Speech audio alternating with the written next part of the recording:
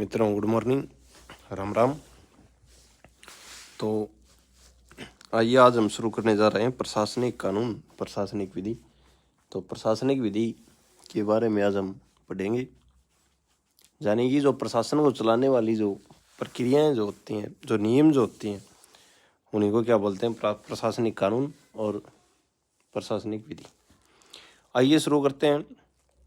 प्रशासनिक विधि, प्रशासनिक विधि की परिभाषा दीजिए भाई। सबसे पहला ही प्रश्न है कि प्रशासनिक विधि की परिभाषा क्या है। तो प्रशासनिक विधि सार्वजनिक विधि सार्वजनिक विधि की क्या है, शाखा है भाई। ठीक है, तो प्रशासनिक विधि सार्वजनिक विधि की शाखा है। ठीक है, जिसका मुख्य संबंध शासन के विभिन्न अंगों के संगठन, शक्तियों, कर्तव्यों, अधिकारों एवं दायित्वों से। ठीक है, क्या बोलते हैं कि प्रशासनिक जो विधि है वो सार्वजनिक है, विधि की वह शाखा है जिसका संबंध किससे है भाई। एक तो संगठनों, जितने भी संगठन है, ठीक है, प्रशासनिक संगठन, और उनकी शक्तियों, फिर उनके कार्यों, और फिर उनके अधिकार क्या है और उनके दायित्व क्या क्या है, ठीक है, से है भाई। तो जिसका मुख्य संबंध किससे, प्रशासनिक विधि का किससे है भाई, संगठन, शक्तियों, कर्तव्यों, अधिकारों एवं दायित्वों से है भाई। ठीक है, जेनिंग तो जो जेनिंग जो थे, जेनिंग के अनुसार प्रशासनिक विधि प्रशासन से संबंध रखने वाली ऐसी विधि है जो प्रशासनिक, जो प्राधिकारियों के संगठन, शक्तियों एवं कर्तव्यों को सुनिश्चित करती है। तो जेनिंग महोदय जो थे, इन्होंने क्या बोला कि प्रशासनिक विधि जो है वो किससे संबंध रखती है, प्रशासन से संबंध रखती है। ठीक है, जो प्रशासनिक जो प्राधिकारी जो हैं, उनके संगठनों, शक्तियों एवं कर्तव्यों को सुनिश्चित करती है भाई कि उनके कर्तव्य क्या हैं, संगठन क्या है और शक्तियां कितनी है, तो उनको सुनिश्चित करती है क्या, प्रशासनिक विधि। ठीक है, अब जैसे प्रशासन में हमने देख लिया कि कोई भी लगा लो थाना है, ठीक है, थाना जो है, तो थाने में जो अधिकारी बैठते हैं उनके क्या कर्तव्य हैं, ठीक है, कैसे वो प्रक्रिया करेंगे, ठीक है, किस प्रकार से वो मामले को दर्ज करेंगे, क्या क्या उनके कर्तव्य होंगे, कैसा वो व्यवहार करते हैं। तो ये किससे है, संगठन, शक्तियों एवं कर्तव्यों को सुनिश्चित करती है प्रशासनिक विधि भाई। प्रोवेंड के अनुसार, जो प्रोवेंड मुद्दे जो थे, उन्होंने क्या कहा प्रशासनिक विधि के बारे में, प्रशासनिक विधि प्रशासनिक अधिकारियों के कार्यों तथा नियंत्रण से संबंधित है भाई। ठीक है, तो प्रोवेंड ने क्या कहा कि जो प्रशासनिक विधि जो है, प्रशासनिक अधिकारी जो होते हैं उनके कार्यों तथा नियंत्रण से संबंध रखती है भाई, तथा उनके संगठनों की अपेक्षा कार्यों पर अधिक बल देती है कि वो कैसे कार्य करते हैं भाई। ठीक है, ये प्रोवेंड के अनुसार ये बात कही गई थी।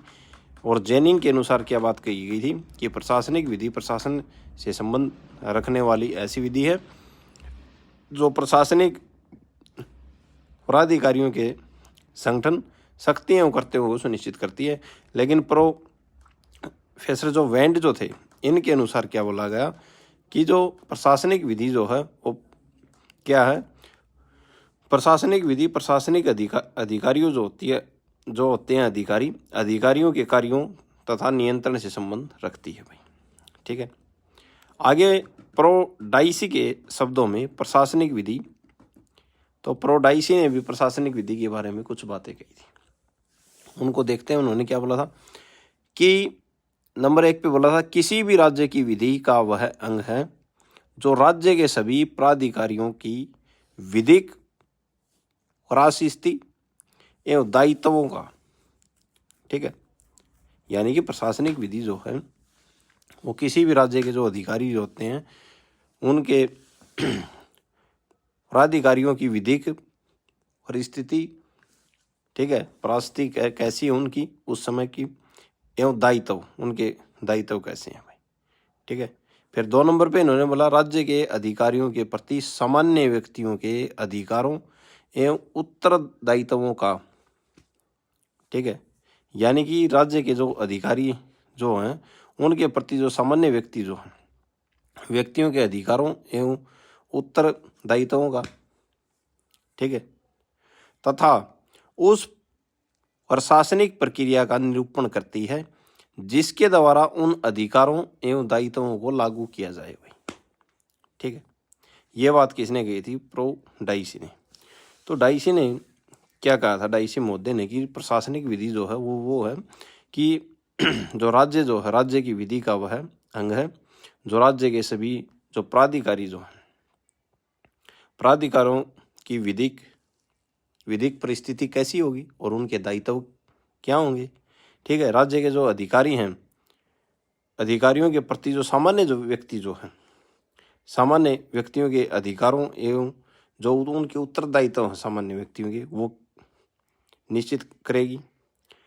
और प्रशासनिक प्रक्रिया का निरूपण करती है क्या? प्रशासनिक विधि, जिसके द्वारा उन अधिकारों एवं दायित्वों को लागू किया जाता है। किसके द्वारा लागू किया जाता है? प्रशासनिक विधि, ठीक है। तो ये बात जो किसने कही थी? प्रो डाइसी ने ये बात कही थी।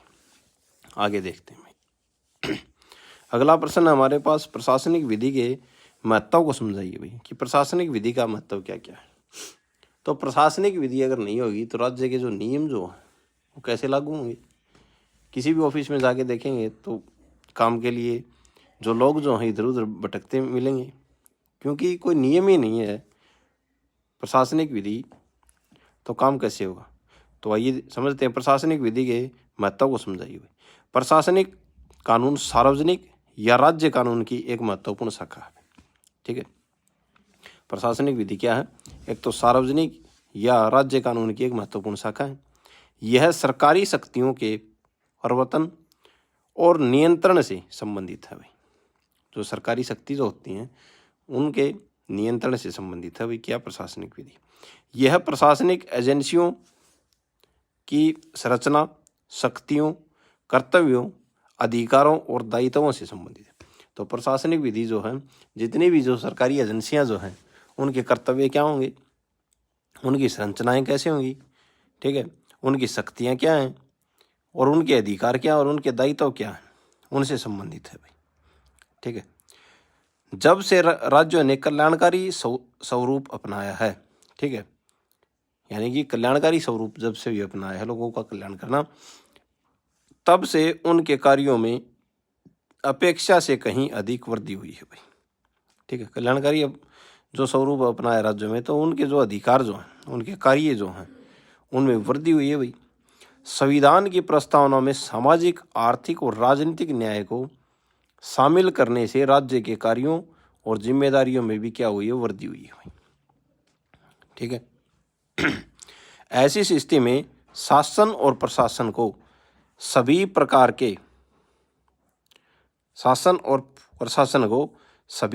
के सामाजिक और आर्थिक कार्यों का निर्वाह करना पड़ता है भाई, ठीक है।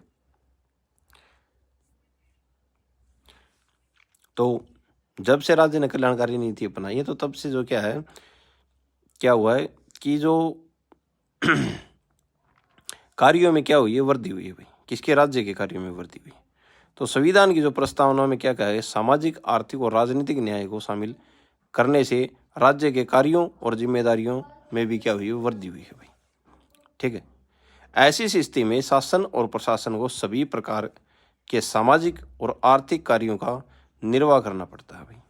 शासन और प्रशासन को सामाजिक कार्यों का क्या करना पड़ता है? निर्वाह करना पड़ता है।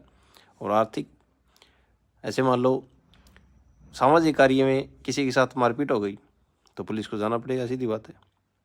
प्रशासनिक कार्य है, दायित्व भी तो बड़े बड़े हैं। साइबर जो क्राइम है, किसी के अकाउंट से वो हो गए तो आर्थिक स्थिति हो गई। अगर किसी के अकाउंट से पैसे गायब हो गए तो आर्थिक स्थिति है व्यक्ति की, ठीक है। तो निर्वाह का कार्य करना पड़ता है भाई। इसके लिए राज्य को व्यापक शक्तियां प्रदान की गई हैं।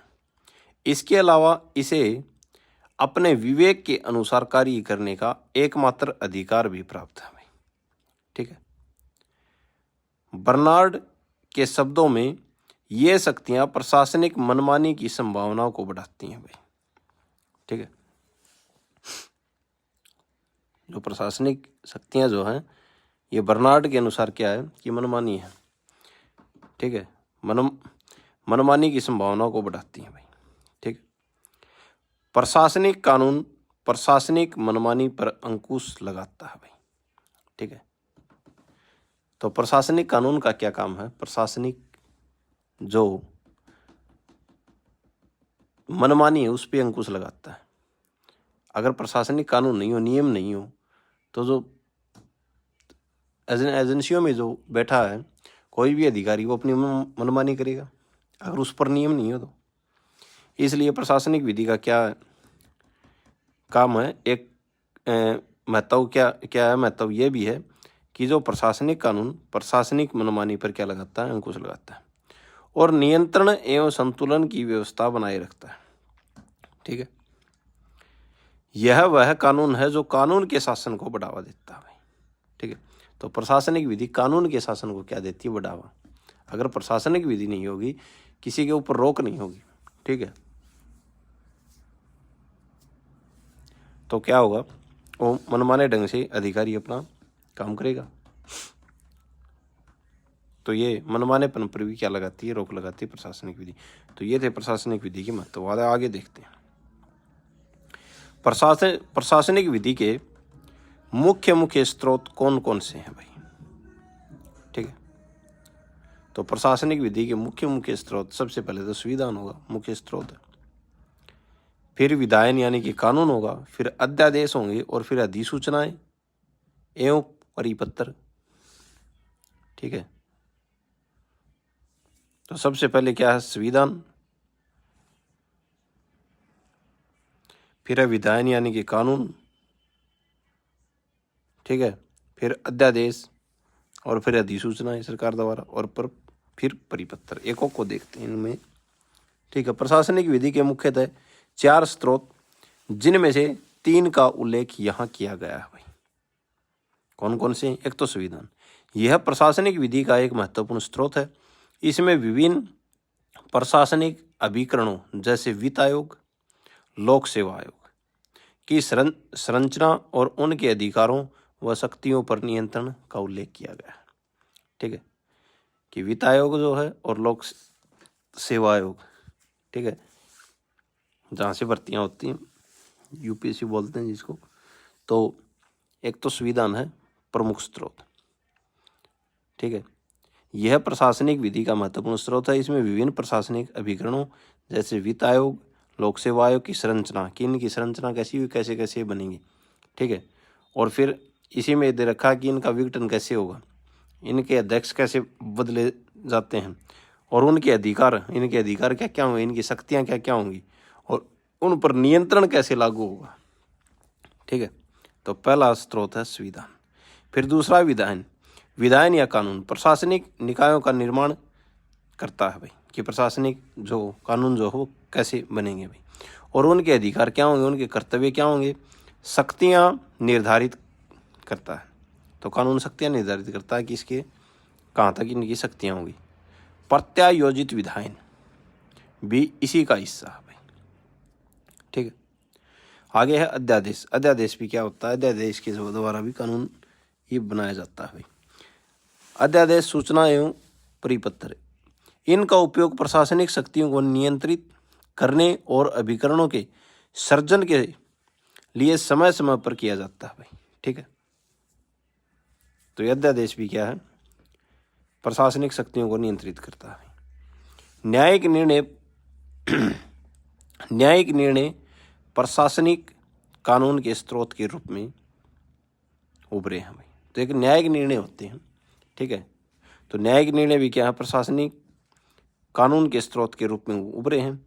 न्यायालय प्रशासनिक शक्तियों, अधिकारों, कर्तव्यों और दायित्वों की व्याख्या करता है भाई। तो न्यायालय क्या करता है? प्रशासनिक शक्तियों, उनके अधिकार क्या क्या है, अधिकारों, कर्तव्यों और दायित्वों की क्या करता है? व्याख्या करता है। इस लेख में पी लाल के मामले का हवाला दिया गया है भाई। उदाहरण के तौर पर यूनियन ऑफ इंडिया का मामला भाई, ठीक है।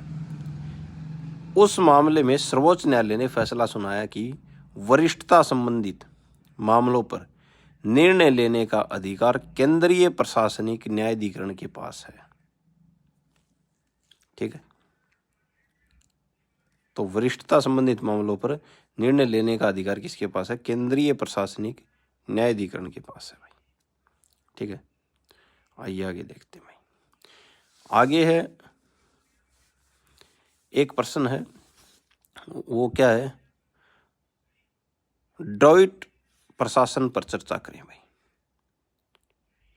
ड्रॉइट जो प्रशासन जो है, प्रशासनिक कानून की प्रणाली है भाई। एक नेपोलियन बोनापार्ट को इसका जनक माना जाता है भाई। ड्रॉइट प्रशासन का जनक किसको माना जाता है? नेपोलियन बोनापार्ट को, ठीक है। उन्होंने अनेक प्रशासनिक न्यायालयों और राज्य परिषद की स्थापना की भाई, ठीक है।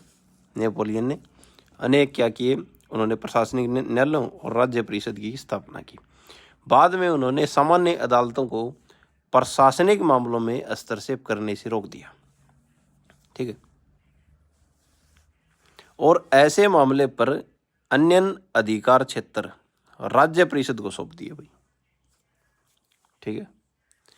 राज्य परिषद में वरिष्ठ प्रशासनिक अधिकारी शामिल होते थे जो विभिन्न मामलों को संभालते हैं, जैसे कि सरकारी कर्मचारियों के गलत कृत्यों से हुए नुकसान के लिए मुआवजे का निर्धारण करना भाई, ठीक है। तो नेपोलियन बोनापार्ट जो थे, उन्होंने क्या किया? ये ड्रॉइट प्रशासन का जनक इनको माना जाता है। उन्होंने अनेक प्रशासनिक न्यायालयों और राज्य जो परिषद जो है उनकी क्या की स्थापना की भाई। बाद में उन्होंने सामान्य अदालतों को प्रशासनिक मामलों में हस्तक्षेप करने से रोक दिया भाई, कि प्रशासनिक मामलों में सामान्य अदालत क्या नहीं करेगी? हस्तक्षेप नहीं करेगी। और ऐसे मामलों पर अन्य अधिकार क्षेत्र राज्य परिषद को सौंप दिए भाई, ठीक है। राज्य परिषद को सौंप दिए। राज्य परिषद में वरिष्ठ प्रशासनिक अधिकारी शामिल होते हैं भाई, ठीक है। जो वरिष्ठ प्रशासनिक अधिकारी होते हैं वो शामिल होते हैं राज्य परिषद में भाई, जो विभिन्न मामलों को संभालते हैं, जैसे कि सरकारी कर्मचारियों के गलत कृत्यों से हुए नुकसान के लिए मुआवजे का निर्धारण करना भाई, आयकर, पेंशन, चुनाव और गलत तरीके से बर्खास्तगी से संबंधित मामले में। तो कौन संभालते हैं? राज्य परिषद के वरिष्ठ प्रशासनिक अधिकारी, और राज्य परिषद संभालती है भाई। प्रोफेसर गार्नर के अनुसार राज्य परिषद प्रशासन को कानून के शासन के अधीन लाने में बहुत सफल रही है भाई, ठीक है। तो ये क्या थी? ड्रॉइट प्रशासन पर चर्चा भाई, ठीक है। आगे देखते हैं भाई। आगे बात है शक्ति पृथक्करण का सिद्धांत क्या है। तो शक्ति पृथक्करण के मामले में हम देखते हैं कि जो व्यक्तियों के एक ही समूह द्वारा सरकार के तीनों विभागों में से एक से अधिक की संरचना नहीं की जानी चाहिए भाई। एक विभाग को दूसरे विभाग के कार्यों का निर्वाह नहीं करना चाहिए, और एक विभाग को दूसरे विभाग के कार्यों में न तो हस्तक्षेप करना चाहिए और न ही नियंत्रण करना चाहिए, ठीक है। और समझते हैं आसान शब्दों में। वेंड एंड फिलिप्स के अनुसार शक्ति पृथक्करण के सिद्धांत का अर्थ है कि सरकार के तीनों अंग, विधायिका, कार्यपालिका और न्यायपालिका, अलग अलग कार्य करे, ठीक है। अलग अलग कार्य करे और एक दूसरे के कार्य क्षेत्र में हस्तक्षेप न करे, ताकि सत्ता का दुरुपयोग रोका जा सके और लोकतांत्रिक संतुलन बना रहे भाई। यह सिद्धांत सुनिश्चित करता है कि शक्ति एक ही जगह केंद्रित हो भाई, एक ही जगह केंद्रित न हो, ठीक है। तो यानी कि सरकार के तीन अंग, एक तो विधायिका, एक कार्यपालिका और एक न्यायपालिका, ठीक है। सभी अलग अलग कार्य करें, ठीक है। जैसे विधायिका का काम है कानून बनाना, कार्यपालिका का काम क्या है? कार्यपालिका का काम है उस कानून को लागू करवाना, और न्यायपालिका का काम क्या है, यह देखना कि कानून सही है या गलत है। तो तीनों अपना अपना काम करें, ठीक है। यह सिद्धांत सुनिश्चित करता है कि शक्ति एक ही जगह केंद्रित न हो, अलग अलग जगह केंद्रित हो, ठीक है। आइए देखते हैं, विधायिका, कार्यपालिका एवं न्यायपालिका के बीच शक्ति का विभाजन। भाई इस प्रकार स्पष्ट है कि विधायिका, कार्यपालिका एवं न्यायपालिका के बीच शक्तियों का विभाजन ही शक्तियों का पृथक्करण है। भाई ठीक है, शक्तियों के पृथक्करण के सिद्धांत का मुख्य उद्देश्य शक्तियों के केंद्रीकरण को रोकना तथा स्वेच्छाचारिता पर अंकुश लगाना। भाई ठीक है, अगर मान लो विधायिका ने कोई कानून बना दिया और उस कानून की न्याय समीक्षा न्याय प्रणाली द्वारा नहीं की गई और ये पता नहीं लगाया गया कि कानून सही है या गलत, तो विधायिका तानाशाह हो जाएगी। ठीक है, इसलिए अगर कानून गलत है तो न्यायपालिका उसको अवैध घोषित कर सकती है। ठीक है, इसे ही बोलते हैं शक्तियों का पृथक्करण। आगे देखते हैं, विधि शासन से आप क्या समझते हैं। भाई विधि की सर्वोच्चता, विधि शासन का मतलब है विधि की सर्वोच्चता। ठीक है, विधि शासन रूल ऑफ लॉ का अभिप्राय विधि की सर्वोच्चता से है, जिसका अर्थ है कि सरकार सहित समस्त प्राधिकारी विधि के अधीन होते हैं। भाई ठीक है, और कोई भी व्यक्ति विधि के ऊपर नहीं होता, यानी कि कानून से ऊपर कोई नहीं होता। भाई प्रोडाइसी के अनुसार विधि शासन की 3 प्रमुख विशेषताएं हैं। भाई विधि की सर्वोच्चता, विधि के समक्ष समानता, मानव अधिकारों का परिणाम है विधियां। भाई ठीक है, यानी कि विधि से सर्वोच्च कुछ नहीं है, विधि सर्वोच्च है, विधि के समक्ष सभी समान हैं, मानव अधिकारों का परिणाम है भाई विधियां। ठीक है, जो विधियां जो हैं, जो मानव को अधिकार दिए गए हैं वो परिणाम, जैसे मौलिक अधिकार। प्रो गुडहर्ट के अनुसार विधि शासन के अंतर्गत सरकार विधि के अधीन है। भाई ठीक है, तो प्रो गुडहर्ट के अनुसार ये बोलते हैं कि विधि जो है शासन के अंतर्गत, सरकार जो है किसके अधीन है, विधि के अधीन है। भाई और विधि सरकार से प्रशासित होती है, न कि विधि सरकार से। भाई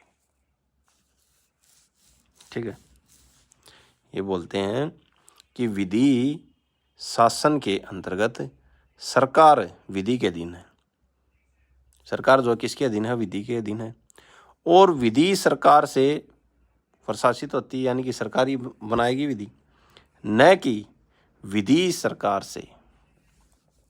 ठीक है, तो यह है विधि शासन से आप क्या समझते हैं, इसका आंसर। आगे देखते हैं भाई, प्रशासनिक अधिकरण।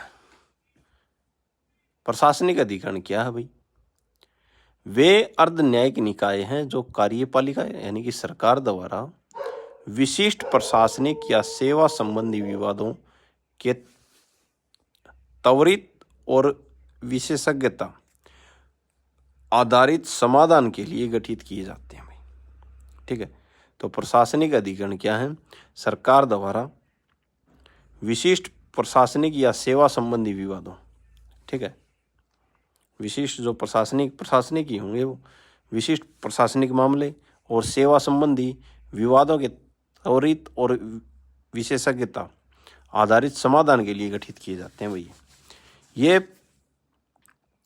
पारस्परिक न्यायालयों के बाहर कार्य करते हैं भाई, जिन्हें 42वें संविधान संशोधन द्वारा 1976 के तहत संवैधानिक मान्यता अनुच्छेद 323A और 323B में मिली है। भाई ठीक है,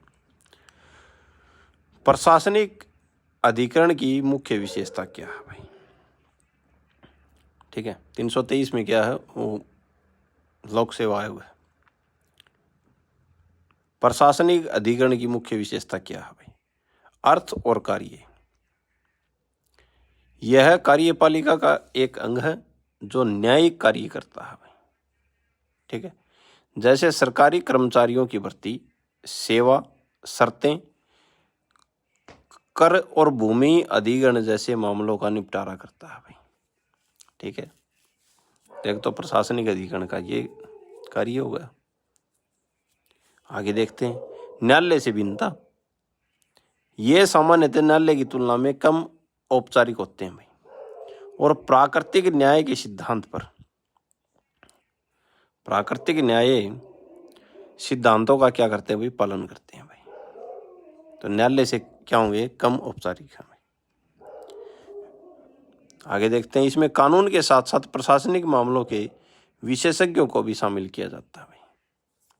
ठीक है, संवैधानिक प्रावधान 42वें संविधान संशोधन द्वारा अनुच्छेद संविधान में अनुच्छेद 323A प्रशासनिक अधिकरण और 323B अन्य मामलों के लिए अधिकरण जोड़े गए हैं भाई। ठीक है, उदाहरण के लिए केंद्रीय प्रशासनिक अधिकरण कैट, राष्ट्रीय हरित अधिकरण। तो केंद्रीय प्रशासनिक अधिकरण कैट और राष्ट्रीय हरित अधिकरण आदि हैं भाई। भारत बैंक बनाम भारत बैंक कर्मचारी 1950 और दुर्गा शंकर बनाम रघुराजन सिंह 1954 के मामले में उच्चतम न्यायालय ने इन्हें ऐसे निकाय माना है जो विशिष्ट विधियों के अंतर्गत न्याय निर्णय का कार्य करते हैं भाई। कौन करते हैं? प्रशासनिक अधिकरण। ठीक है, आगे देखते हैं, प्रशासनिक न्यायाधिकरण और न्यायालयों में अंतर बताइए भाई। प्रशासनिक न्यायाधिकरण और न्यायालय कई प्रमुख पहलुओं से में भिन्न है भाई। ठीक है, कैसे कैसे भिन्न है? शब्दकोश के अनुसार ट्रिब्यूनल का अर्थ न्यायाधीश का आसन, न्यायाधीश का पद होता है भाई। ठीक है, जिसमें न्यायालय भी शामिल होते हैं भाई।